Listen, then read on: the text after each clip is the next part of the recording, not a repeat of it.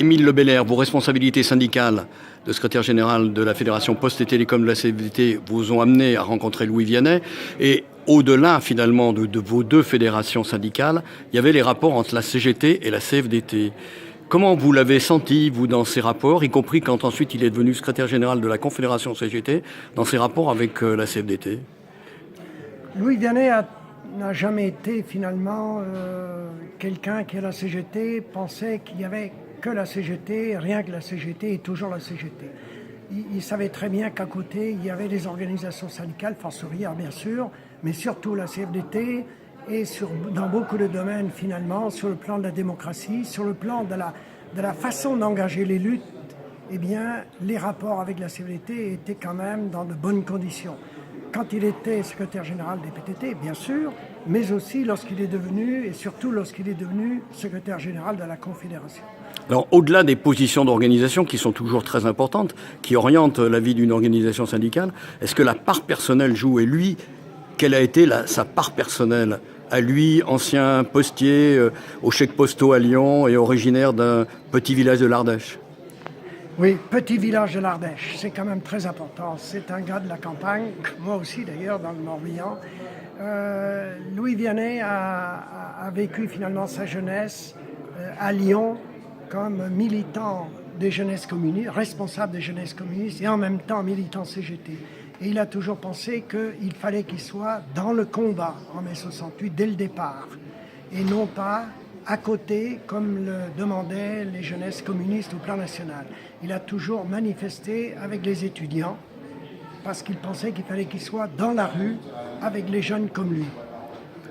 Alors vous, ancien des amitiés postères, c'est-à-dire la jeunesse ouvrière chrétienne, et lui, ancien jeune communiste, ça vous a donné des points de rapprochement? Je pense parce que probablement, moi, j'ai pas tellement connu les jeunesses communistes, sauf lui et quelques-uns quand même quand j'étais à la GEC, les amitiés postières. Mais c'est vrai qu'il y a entre jeunes toujours une façon d'appréhender les choses qui n'est pas celle qu'ont les adultes et qui ont la responsabilité des organisations, à la fois syndicales comme politiques d'ailleurs. Donc on pouvait se retrouver facilement.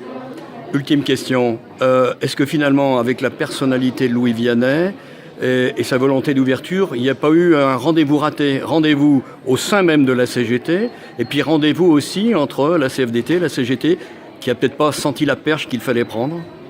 Alors, je n'ai pas d'appréciation à porter sur le rôle joué par Louis Vianney à l'intérieur de la CGT. Par contre, oui, je pense qu'en effet, au niveau de la CFDT, au niveau confédéral, on aurait sans doute dû tenir compte du changement essentiel qui est intervenu lorsque Louis est venu secrétaire général de la Confédération et qu'il a démissionné du pôle politique du Parti communiste, c'est-à-dire rompre les liens organiques entre le Parti communiste et la CGT. Il restait toujours communiste, mais il ne voulait pas être inféodé au Parti communiste.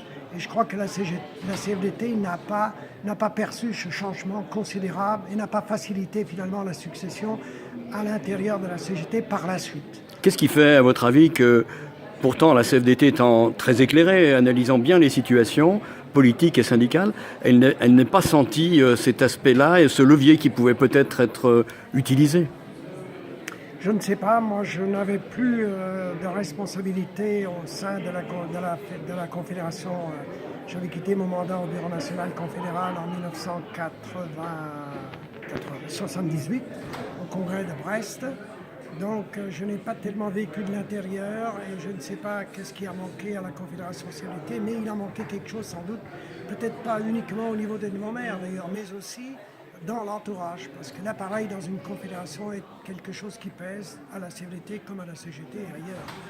Et alors, pour conclure, aujourd'hui, comment est-ce que vous voyez le champ syndical en France, et puis dans ce champ syndical, les rapports justement entre la CGT et la CFDT? Mais comment est-ce que vous voyez déjà le champ syndical? On est à un moment donné où les gilets jaunes émergent.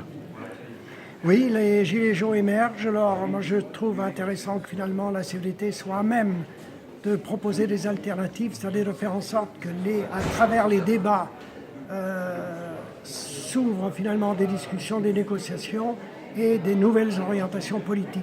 Je ne suis pas sûr que le gouvernement soit ouvert à cette situation, mais je pense que les faits l'obligeront à en tenir compte.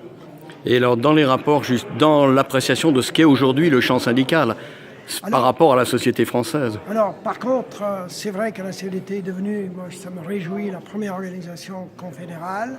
C'est vrai qu'on peut regretter que Force ouvrière ne bouge pas et elle est affrontée à des problèmes internes considérables. La CGT est dans la même situation. C'est vrai que actuellement, la CGT pèse très très peu en essayant de s'arc-bouter sur des luttes qui n'ont pas lieu. Et alors que la CFDT essaye de faire en sorte qu'à travers les négociations, à travers les luttes, s'enclenchent finalement des négociations et des résultats. Parce que les salariés souhaitent des résultats et non pas des combats.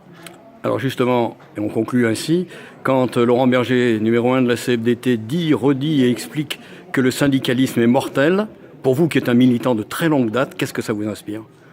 Eh bien, je crois que Laurent Berger a raison de dire que le syndicalisme peut être les confédérations syndicales, la CFDT, comme les autres, peuvent aussi être mortelles. La preuve, c'est qu'on voit quand même une faiblesse des organisations actuellement. C'est le cas des confédérations comme la CGT, comme Force ouvrière.